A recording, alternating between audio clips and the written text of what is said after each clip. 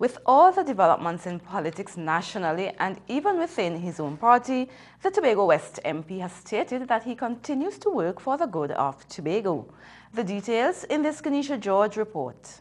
The Minister of Tobago Development has stated that he believes he is working far above average, even with challenges he describes as shortened hands. When you look at MPs from Tobago in particular, we operate in a space where the central government hands are actually shortened because of the fact that we have a Tobago House of Assembly Act.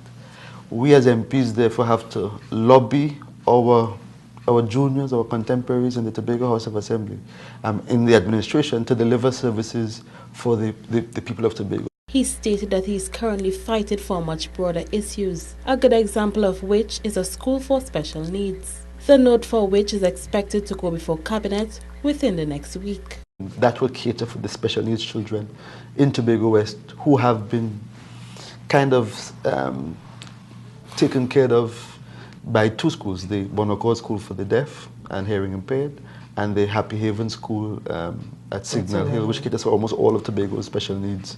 Both facilities, I'm advised, are overcrowded. Both facilities don't have the purpose-built spaces to treat with the specific issues that some of those students come in with. We have formed a small committee with medical doctors, physiotherapists, and some of the teachers to put together, to finalize the user's brief for that development. When that is done, we present it to the Tobago House of Assembly for their agreement. Dr. Baker pledged the central government's continued commitment to Tobago and its residents, even with the politics of the day. The willingness on the side of the central government is there to execute those projects, but the politics sometimes confuses the issues, and therefore many of those major projects would have lapsed. The THA uses a unique bargaining model. It always wants everything but on its terms.